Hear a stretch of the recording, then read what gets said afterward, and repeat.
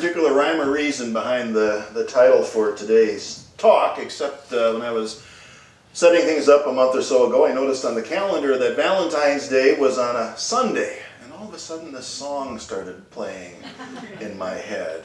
That song, I Want to Know What Love Is, by Foreigner from back in 1984. Do I see it ringing a bell for some people? Because if you were alive in those days, you heard it. You know it because it was playing everywhere, and it had the ability, like it did with me, to turn into what they call an earworm. You know what an earworm is, right? Earworm is the highly technical name for when a song or a catchy tune gets stuck in your head. And actually, that Foreigner song is a pretty good one to get stuck with, actually. Much better than, say, oh, I don't know. Anybody have a dreaded earworm that they can just... The theme to the Andy Griffith show. Oh, the Andy Griffith theme? Yeah, anything else? Proud Mary. Small world. Proud Mary. Oh boy, there it is. There it is. There it is, Annie. That's the one I was thinking of. The dreaded It's a Small World After All, which has been scientifically proven to lead to irreversible psychosis and brain damage. So, you gotta be careful the next time you're at Disney World or wherever it is they play that thing. But back to love. Back to love. I've always thought that we're at a serious disadvantage in the English-speaking world when it comes to knowing what love is, because we just have that one word that we use to describe it in its many, many forms, its vast range of meanings that we ascribe to the word. One word for love, we use it in ways that are contradictory and confusing. Now, in our culture, the fact is that the word is almost exclusively identified with romantic love, which is why there's a sizable portion of our population of people who hate Valentine's Day, because the romantic form of love ain't happening for them at the time. And for that reason, I think we need to expand our definition, make it broader, make it deeper, and make it more inclusive. But it's really interesting because sometimes you hear all these different song titles. How many love songs are out there? How many songs have titles with the word love in them? Love hurts, love stinks, love makes the world go round, love is a many splendored thing. And we haven't even talked about country music yet, which is full of those songs about how she done me wrong, but I love her anyway, can't live without her, and that sort of a thing. Remember that there was a particularly codependent Elvis song called Love Me. Here's the lyrics up here, part of the lyrics. This is all I can handle. Treat me like a fool, treat me mean and cruel, but love me. Wring my faithful heart, tear it all apart, but love me. What kind of message is that sending out into the world? I mean, what the heck is that all? So we're going to get beyond that. By the way, Greg Tamblyn, who's performed here before, he has a whole routine that he does around those kind of songs. He calls them whiny victim love songs, right? And beyond the songs, though, we toss the word around in all sorts of different ways because, we love pizza, we love our spouse, we love our pets, we love, I don't know, cell phones. Love is what makes a Subaru, I understand. And Barney, the big purple dinosaur, loves everyone and everything. So the list is endless. So we're going to go way beyond that today. And I think I found a definition that can get us started today. Here's a definition of love that I, just love, right? Here it is. There are several kinds of love. One is a selfish, mean, grasping, egotistical thing which uses love for self-importance. This is the ugly and crippling kind. The other is an outpouring of everything good in you, of kindness and consideration and respect. Not only the social respect of manners, but the greater respect which is recognition of another person as unique and valuable. The first kind can make you sick and small and weak, but the second can release in you strength and courage and goodness and even wisdom you didn't know you had. Let's leave that up there for a few moments. That's great. Any idea who said that? Winner gets a free burger. No, I can't promise that. Besides, I think Jacob and Russ are peeking. They probably know the answer. Well, here's the answer. Next slide, please. That was John Steinbeck in a letter that he wrote to his son, one of my favorite authors of all time. And I tell you what, I think this is one of the best definitions of love that I've ever heard. Recognition of another person as unique and valuable, something that can release strength and courage and goodness and wisdom. Now that's something worth doing. That's something worth celebrating. So there's the working definition.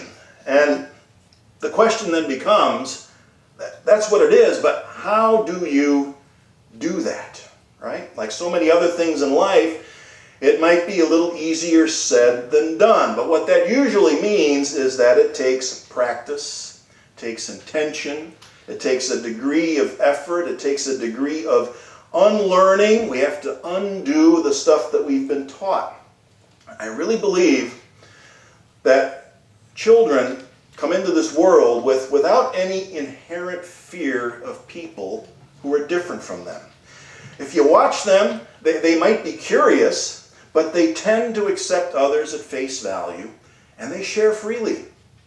It's not until they've been around for a few years that they start learning certain words and ideas, words like mine, or they become less trusting.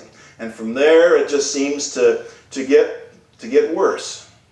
So there was this song from the musical South Pacific, I think, that really sums it up well. Here's another little earworm to take home with you today.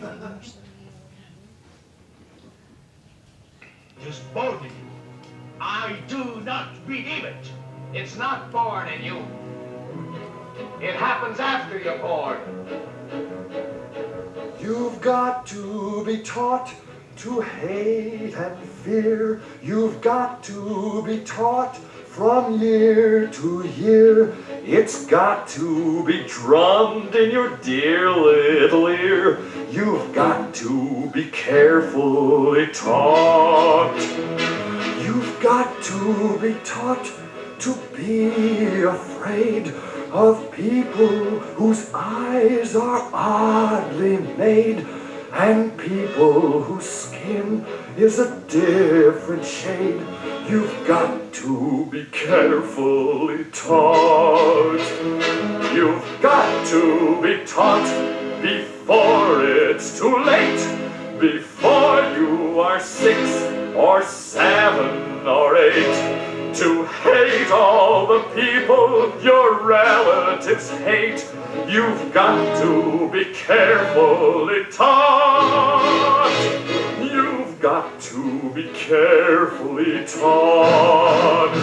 You got the right idea, Trebek. Live on an island. Yes, sir. Yeah. Ain't that the truth? It was written by Rodgers and Hammerstein. 1949 was when they wrote that song. The movie came about 10 years later. Written right after a world war, which really highlighted the perniciousness of racism and genocide. What a brutal time that was. And yet, this song was criticized by people when they heard it as being inappropriate, because it supported interracial marriage, which was still illegal in many states in this United States of ours at that time, and might still be so today had we not learned to unlearn that kind of thing. By the time we're 7 or 8, we learn who all the people are that we should hate. And then we spend the rest of our lives trying to figure out who's the matter with us. Nothing wrong with me. Nothing wrong with my country. It's that guy, that group out there. Get rid of them, and everything would be so much better. Of course, I'm exaggerating. That kind of thing doesn't really go on, but who knows? Based on some of the things that Jesus said that are recorded in the Gospels, I like to think that people who call themselves Christians would be masters at the art of recognizing others as unique and valuable, but that's not always the case either, because our conditioning runs deep. More of those memes we were talking about last week, those ideas that come into our heads and our culture and get replicated and spread like a virus. Some of those memes are dangerous. One way to stop a dangerous meme is to replace it with something that's better. Let that get replicated and spread throughout our culture. There's a particular meme that tells us that different is dangerous. Different equals dangerous. That's the big one that gets in the way of recognizing others as unique and valuable. Just to give you an idea of how radical some of the statements were that Jesus made on the topic of love and about valuing people. Of course, he told his followers to love their enemies. Here's the quote from the Sermon on the Mount from the Gospel of Luke. He says, "But if you are willing to listen, I say love your enemies. Do good to those who hate you. Pray for the happiness of those who curse you. Pray for those who hurt you. Do you think you deserve credit merely for loving those who love you? Even the sinners do that. And if you do good only to those who do good to you, is that so wonderful? Even sinners do that much." So what are we supposed to make of that? Especially for those who find the teachings of Jesus to be definitive. And I know there are some people who call this the doormat passage, because it sounds like we're supposed to become passive doormats in the face of an enemy. And when you combine that with some of the things he said about turning the other cheek, well, again, that's what some people call it. And sure, I guess I can twist myself into a rhetorical pretzel and argue that I can love someone even if I have to blow them to smithereens. Right? I love you, I value you, I see you as unique, and I still have to kill you. Sorry about that, right? It's the same kind of argument as love the sinner, hate the sin. I love you, but I really hate what you do, which is what you call a meaningless distinction. Jesus was trying to break down those kind of trivialities. He was trying to break down the barrier, especially of tribalism, which says that if someone isn't a part of your group, we designate them as other. They're different. They can't be a part of our group because they do things differently. They open their, I don't know, what was it in Gulliver's Travels? One group opened their egg from the small end, others opened it up from the large end, and they had this big war over it. I mean, that's the way of humankind, tribalism. We divide people up, we call them other, and then we exclude them. We don't associate with them. They were the enemy. An enemy, the way Jesus was using it there, enemy wasn't so much about someone who was actually shooting at you. It was a state of consciousness. Enemy is a state of consciousness that we hold when we deal with people who are different from us and see them as dangerous. When we see differences as dangerous, we create an enemy. And Jesus is saying, I think very clearly and directly, stop doing that. Stop doing that. That doesn't mean we have to be doormats. Someone who is literally shooting at you and wishes to do you harm is fully deserving of the title or the label enemy. The fact is that reality has multiple dimensions. This is a universe where we have wise and wonderful teachers who show us how to embody compassion. It's a universe where human beings have this wonderful ability to work together so that justice and peace can prevail. And it's also a universe with people in it who think that it's a wonderful, wonderful thing to kill other people in the name of their religious beliefs.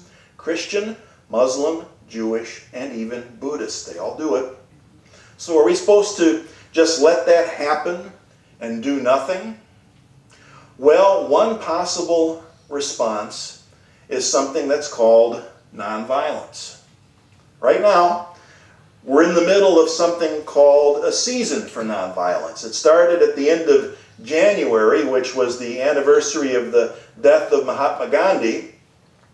And it ends on April 4th, which was the day when Martin Luther King Jr. was assassinated. So it's in memory of those two proponents of nonviolence. Now, first I want to say that nonviolence does not mean that we are required to allow ourselves and others to be harmed.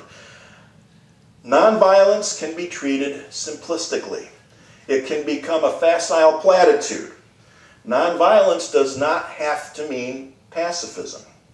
I hope we're not sending the message into the world that force or forceful action is never required or necessary or ethical. Defense of self and others can be an ethical choice, but it has to be appropriate, it has to be reasonable, and that's always the problem. That's always the problem, figuring out what is appropriate, what is reasonable. And this is where maybe a focus on nonviolence can be helpful going forward, because to me, when I hear nonviolence, it means that we refuse to see violence as the first, best, and only appropriate response to a threat. It's always easier to reach for the weapons when we've dehumanized the other person, even when they deserve the description of enemy. And once we let ourselves get away with dehumanizing one person or one group, it becomes easier to do it the next time and the next time, and before we know it, the entire process becomes unconscious. Subconscious, unconscious. We become blind to the things that are unique and good about all people. We have 5 unity principles. When we talk about our second unity principle, we don't make exceptions.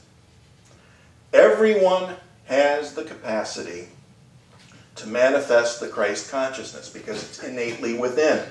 Everyone has the capacity to manifest the Christ consciousness. And getting away from the unity jargon there, what we're talking about is our inherent human dignity, our creativity, our innate capacity for compassion and understanding. All of that goes into what we talk about when we say Christ consciousness, and more. I could do a whole talk on it. I probably will someday.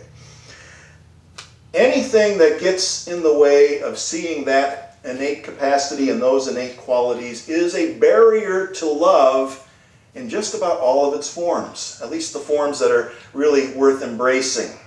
So I like to think of Valentine's Day as an invitation to lower the barriers.